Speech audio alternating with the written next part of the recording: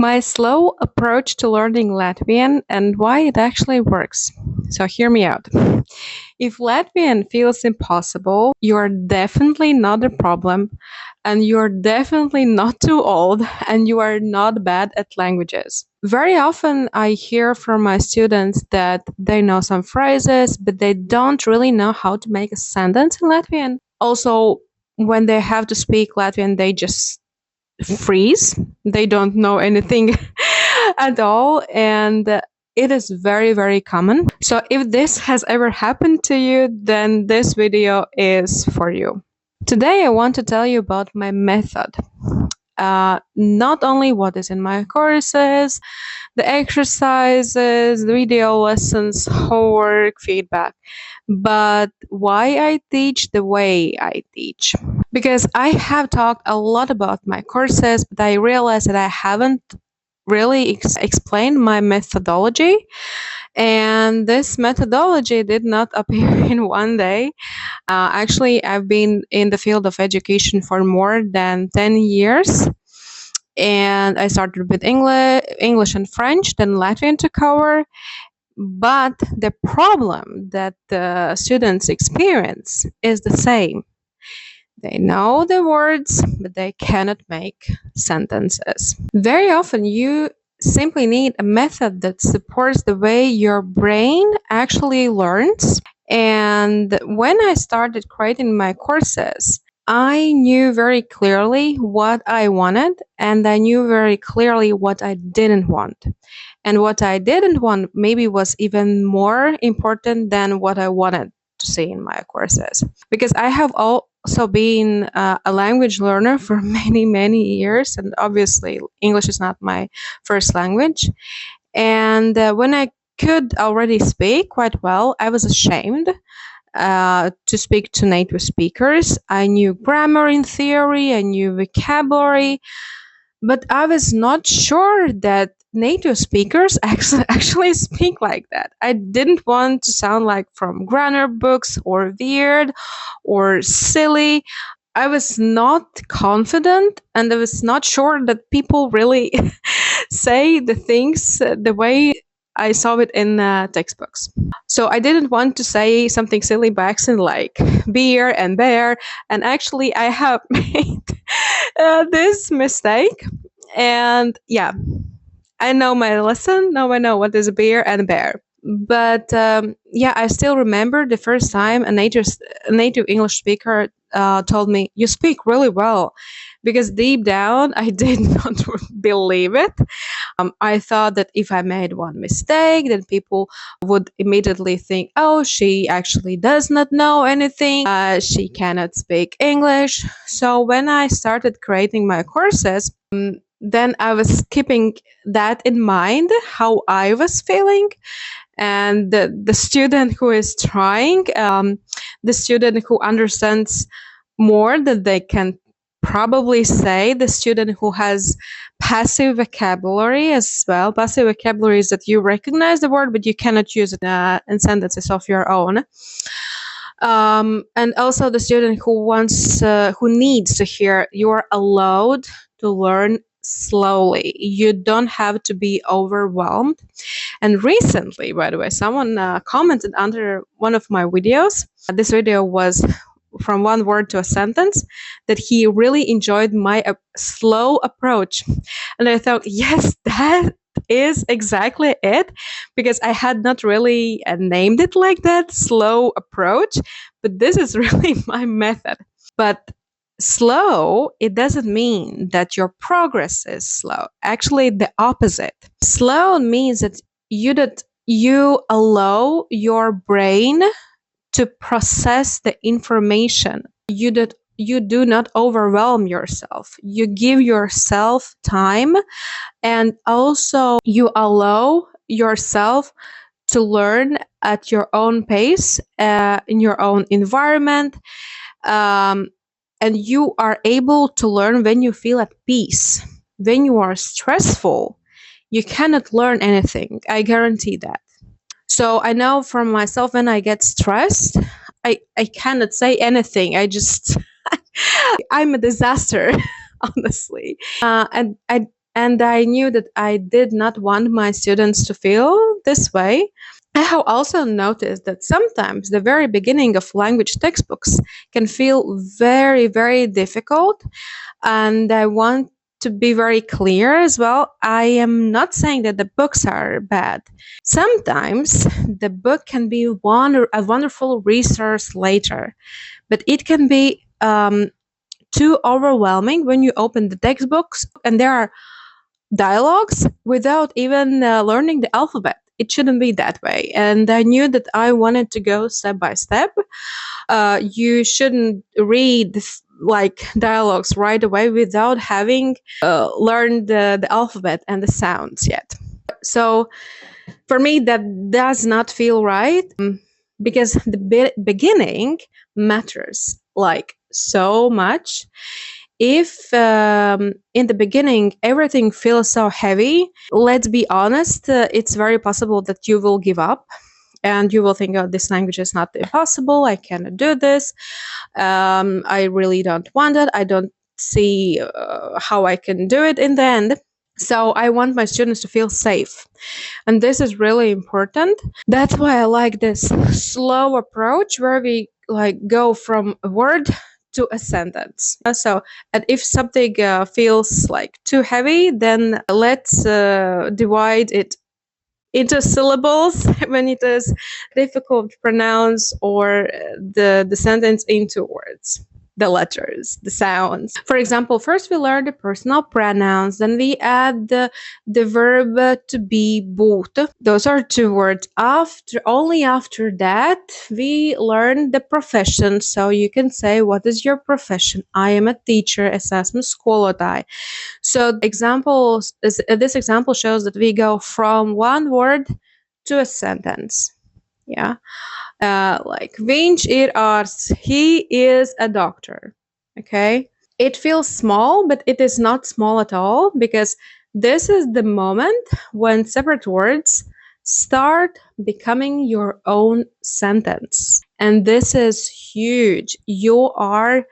This is your progress. And only then, little by little, we can build something bigger. When I was learning languages, I often felt ashamed because I was quite shy as a person to ask questions, but I did anyway because I was so interested in languages. I just wanted to know everything. So my poor teachers had to answer all my questions, but I was still ashamed to ask because I thought maybe everyone else understands and I'm just the only one who doesn't. But I asked anyway many, many questions, and thank you for my dear teachers for answering all the questions, because I did not want just to memorize. For me, it was important that I really understand the structure, like, this is also what I want to give to my students. Of course, you don't need to ask as many. You don't need not that you don't need to ask, but you don't need to know all the details. But it's important that you like understand the structure, because the structure is important to make a sentence. Also, Albert Einstein has said that if you don't understand it well enough, then if you cannot explain it simply, you don't understand it well enough. And this is really important to me, that I try to explain things in a very, very simple way. For me, for a long time, I thought that I cannot say that because I'm bragging.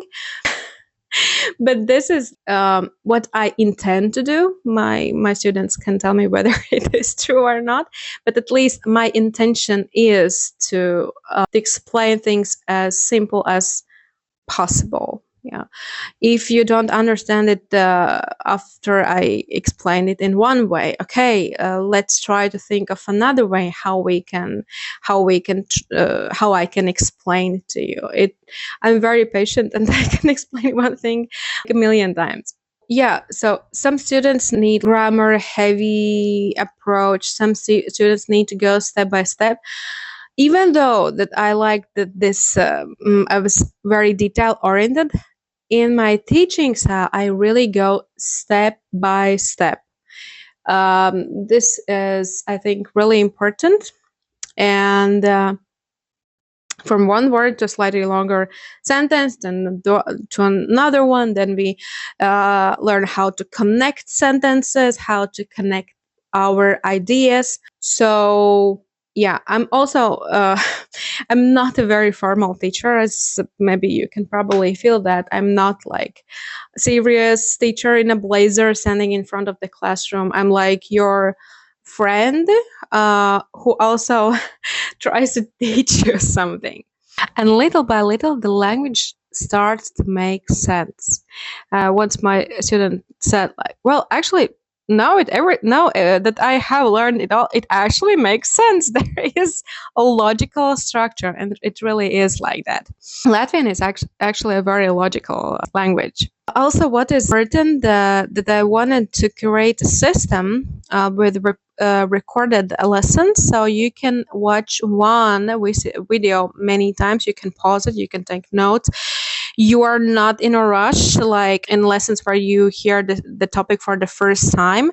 So in a well prepared recorded lesson, it like you can learn so much. You can pause it, you can rewatch it, you can let's say in a month you can rewatch it as well when you want to review things. When you have just one lesson with a teacher explaining the things for the first time, of course it is brilliant, but you cannot rewatch it. So I think it is a big advantage that there are pre-recorded lessons. And honestly, this is how many people learn best, from my experience, on their own pace, in their own time, without anyone watching them panic when you say it for the first time, like, oh my god, I'm not going to do it. And even when we have Zoom lessons, I still like using the flipped classroom approach. It means that you first watch the theory at home when you are at peace in your own environment, calmly in your own space. You can pause it, rewatch it. You can send me questions if something is not clear. And then when we meet on Zoom, for speaking sessions, for example, then we drill the new grammar, the new vocabulary, and we actually make the most of our time together. Not me only explaining the things, the theoretical things, but we actually speak. So that is also a big advantage with this flipped classroom methodology. In my opinion, it is much better to meet the theory at home first without pressure. Then you learn better when you feel at peace. Imagine you are in a group setting and someone understands the grammar quickly. Then there is a person who doesn't understand something, and maybe you are this person who doesn't understand something. And then you are stressed out because you feel that you are behind. But if you are at home and you watch the theoretical lesson at your own pace, and you let your brain process the information, and you are peaceful, and then you really you can get what was actually said there. Because if you are stressed, it is very difficult to really for the information to sink in, I would say. And also, what I wanted to create for my students is that they feel my presence. Maybe it sounds weird that they're pre-recorded lessons and I say that there is my presence, but hear me out. For example, my parents did not speak English, and when I had questions about English, I just didn't have anyone to ask. Or when I was learning Russian, they could sometimes tell me which answer sounded right, but they could not explain why. So I was left wondering, okay, this is the correct answer, but I need to wait till the lesson to actually ask my teacher why it is correct.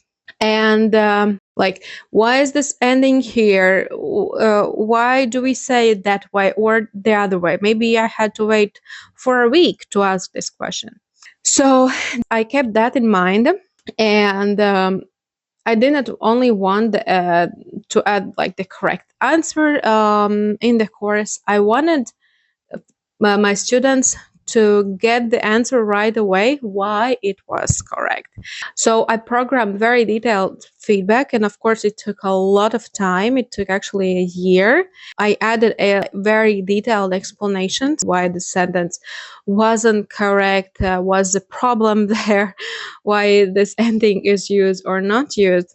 And actually, some people have told me, also teachers, but that is obvious. You don't need this long explanation here.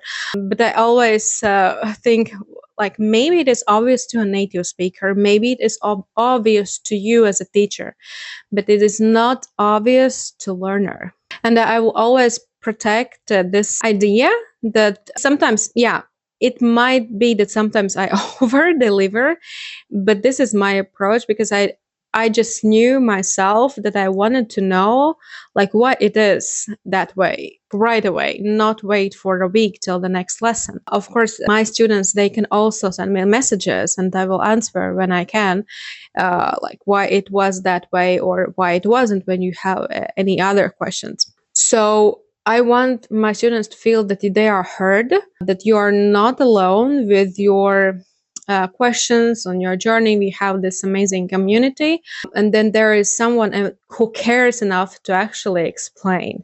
So that is why I also built this community with other students as well. They share their experiences, they give advice how to learn better, how you're not alone. It's like your support group, Latvian support group, and that is amazing.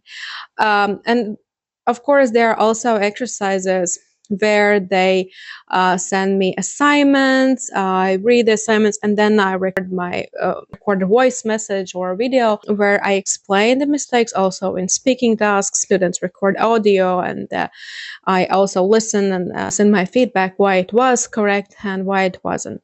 And honestly, if I had the chance to learn languages like this, I think my own progress would have been faster.